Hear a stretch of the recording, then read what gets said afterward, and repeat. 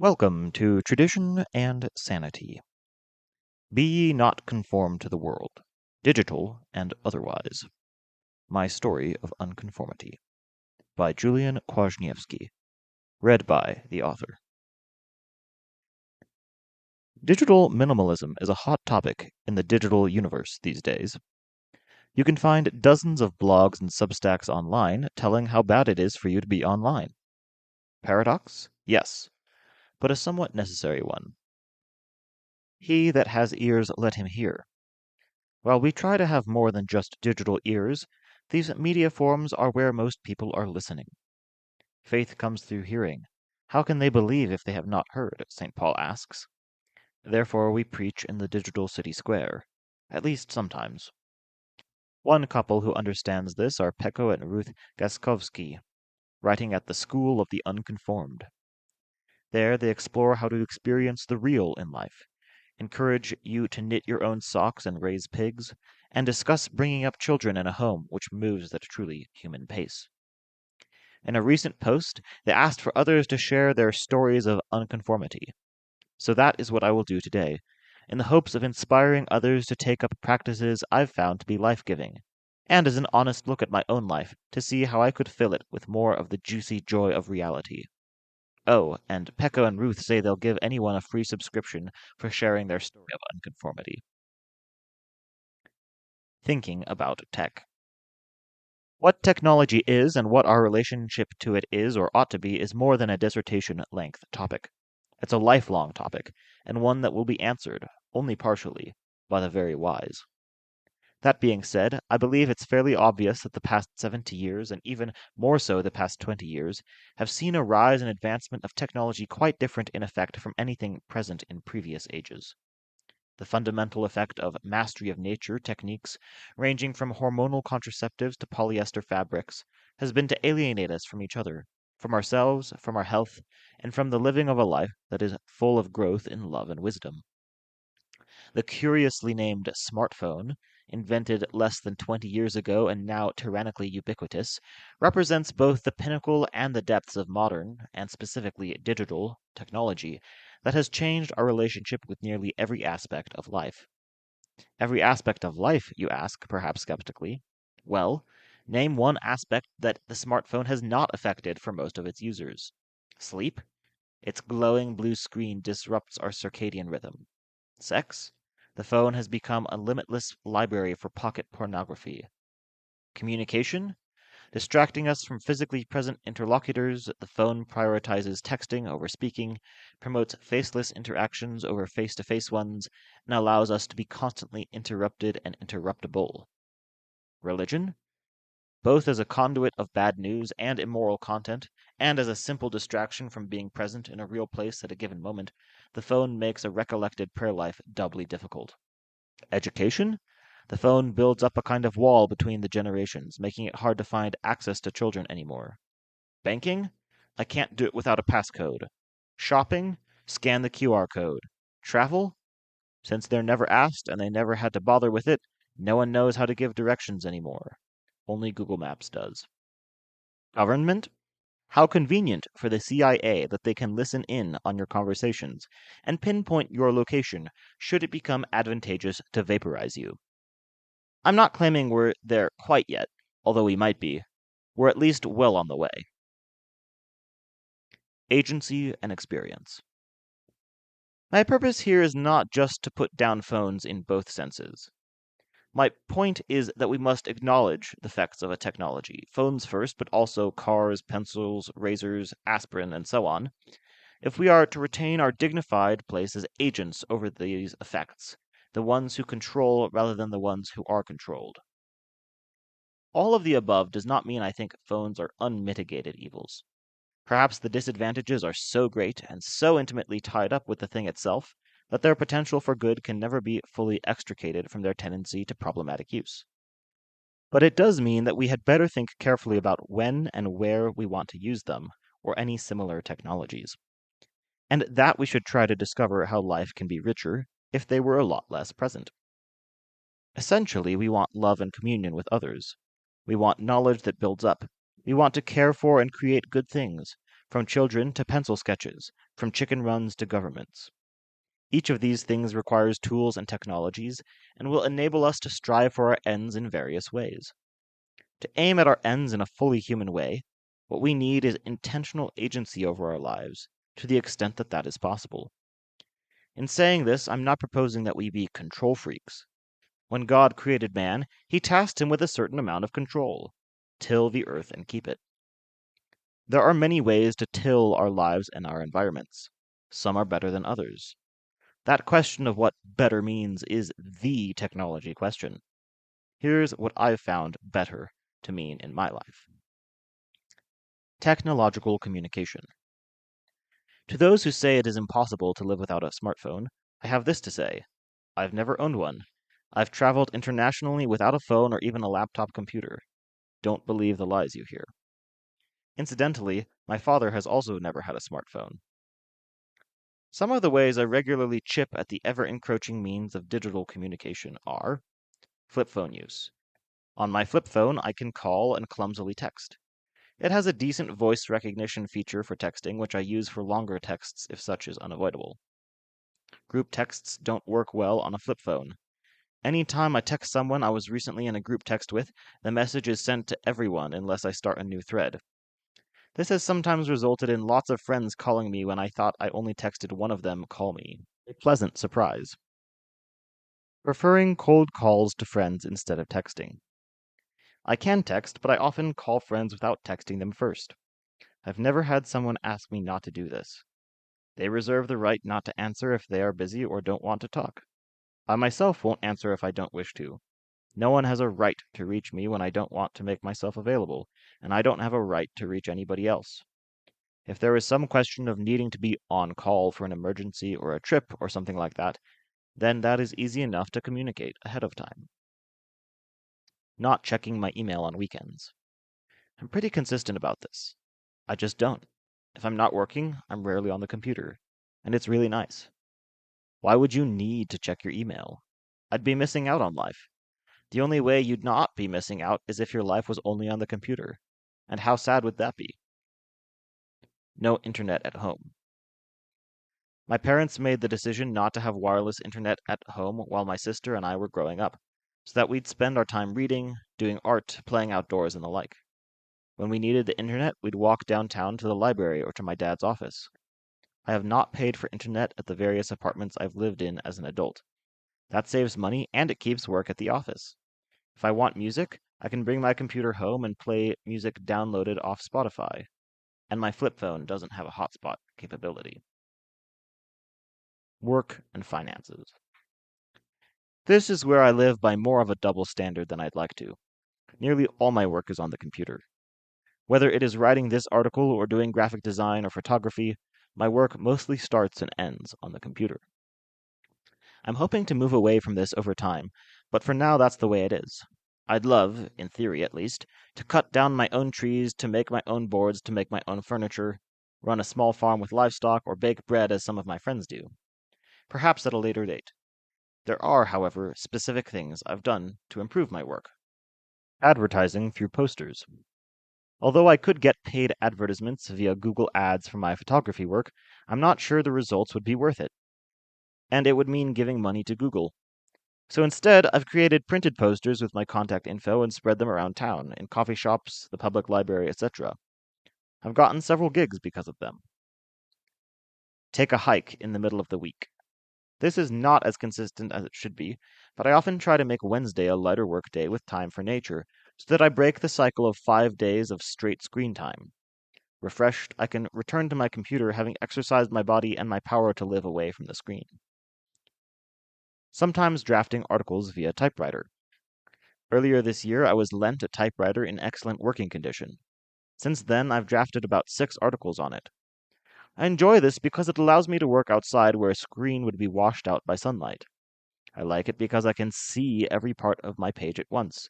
Nothing is scrolled into oblivion. The fact that you can't immediately correct or change what you've written leads to more deliberateness. And later, when I enter the piece into the computer in order to prepare it for submission to a magazine, I appreciate the line-by-line opportunity for revisions, the attention I can then give to that first complete draft. Renting my car out.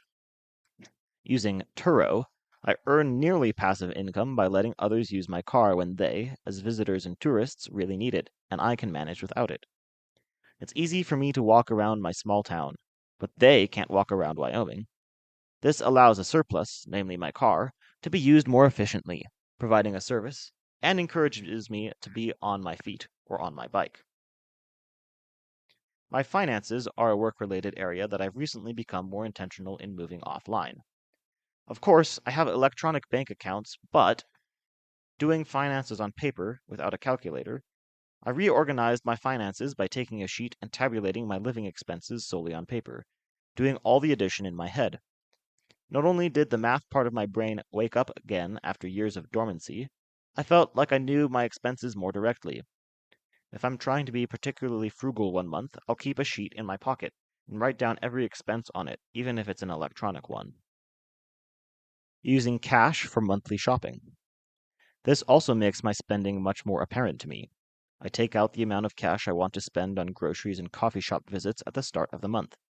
Those $20 bills disappearing over the counter make me feel a lot more like I'm spending a resource than tapping a card could ever do. I also like that using cash encourages businesses to resist going completely electronic. If part of their customer base is cash only, they won't want to lose those sales. Depositing checks in person. I could do the drive-through deposit, and if I had a smartphone, I could deposit checks remotely. Instead, I always go into the bank and have a brief interaction with the clerk. Being creative with my finances is progressively more freeing, as it allows me to keep more irregular hours and prioritize my priorities, only one of which is making money. The Buy Me a Coffee donation page that many of you have kindly donated through is, to my mind, a great example of using digital technology to further a way of life from it. Thank you for saying thank you in this way. Sustenance and self-sufficiency. I can't say that I'm exemplary in this realm, mostly because I don't own and operate my dream homestead, and if I did, I'd probably find it a bit of a bore. When it comes to food, however, there are some things I've done. Volunteer at the local farm. One of the primary produce farms in Lander has a work-share program, where you help them harvest on Friday morning for the Saturday farmers market. In exchange for 5 hours of weeding and harvesting, I get a fresh basket of produce and a farm-cooked lunch. I just started participating this summer, and I've enjoyed seeing the process and especially eating the ultra-fresh food the farm wife cooks for us all. No microwave. I grew up in a household that never had one, even as we didn't have a TV, and I never intend to have one. They are convenient, but so weird. And the extra step of warming something up in a pan, even if it makes the meal a bit slower, offsets the tendency to gobble down food and rush off to the next thing. Cooking from scratch. This is not particularly intentional, but most of my meals start as raw meat and raw vegetables. I cook them, and that's that. Barter coffee for reviews. Okay, this is not indefinitely sustainable, but I did obtain some free coffee for the sake of writing up a good story, which you can find linked to in the Substack article. If anyone reading this owns a coffee company, you are most welcome to send me some, and I'll write about it. Fishing.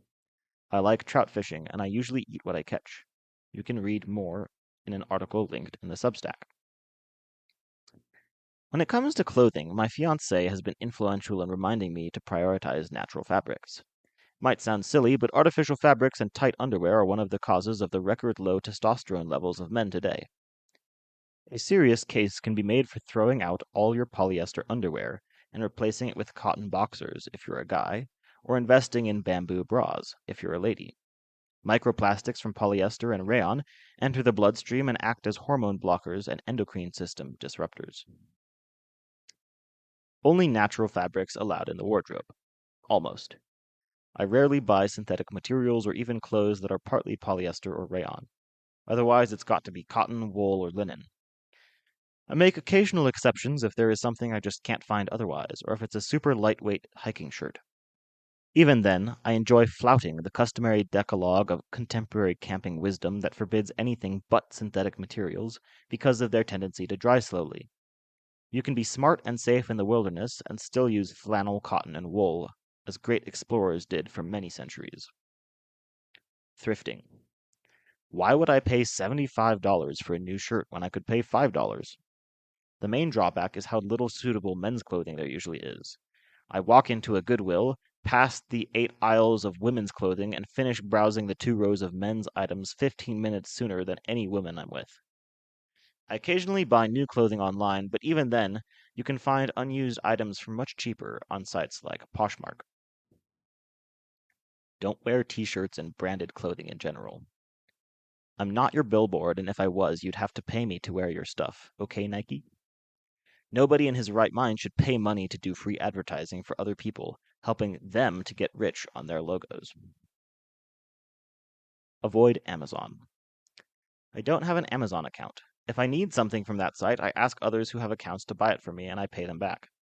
That might just sound like I'm being both annoying and unprincipled, but it's a compromise.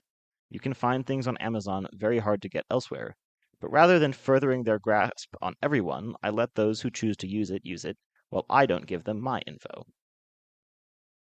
Recreation and relation. I have nothing against watching a good film, now and then. Here are some various ways I've tried to intentionally enhance my relaxation. Clock off time. I sometimes intentionally remove any pressure on myself to eat dinner by this or that time or to do anything in particular when I'm trying to spend time intentionally with those I love. It's really lovely and encourages one to just be. Then I'm free to look at the stars if I want, or go to the store for a juice or snack. No efficiency required. No bedtime required. Not turning all lights off when watching a movie. In the interests of not being completely sucked into the screen and also offsetting the blue light, I usually have 1 or 2 small lamps on whenever I watch a movie, so the room is dimly lit but not pitch dark. I think this helps to keep the screen in its place and not let it completely monopolize your attention. Getting outside. I believe this is a good thing in any form. Canoeing? Great. An e-bike ride? Great. A hike? Great. Laying on the lawn and looking at the clouds? Amen. Leaving the phone in the car for hikes. This is not unsafe. Most of the places I hike don't have cell reception anyway, and the safest thing you can do, which people have always done, is to let people know where you are going, set a time you'll be back, and especially hike with a companion. Air conditioning. Speaking of the car, I try to avoid using the AC in my vehicle when possible, rolling the windows down instead. I want fresh air. If it is really too hot for that to work, only then I use the AC. Practice the lute. Relaxation includes embodied art and music making. I have played the lute for years, but it's hard to find time for it in the midst of busy weeks. The leisurely pursuit of art and music is something I would love to develop more in my life. Read physical books and print online articles. It is so relaxing to curl up with a cup of coffee in the morning and read a book that smells of paper. I can hardly focus sufficiently to read articles online, so when I see a good one, I print it, and then I try to get around to reading it. Future joy. I don't share all of this to virtue signal or to brag. I know I'm not perfect, that I don't do many of the good things there are to do, or even do the above things as consistently as I'd like, and that other people have different needs and priorities when it comes to being unconventional. However, I do want to share that portion of joy I have discovered in this haphazard pursuit of mindful unconformity. I hope you can discover a joyous unconformity as well, your own unconformed flavor of unconformity. Thank you for listening to Tradition and Sanity. In consideration of the work that went into this article, and in furthering the joys of unconformity, please consider putting $5, $15, or $25 into my tip jar on buymecoffee.com. You can find the link to my page at the end of the Substack article. Thank you.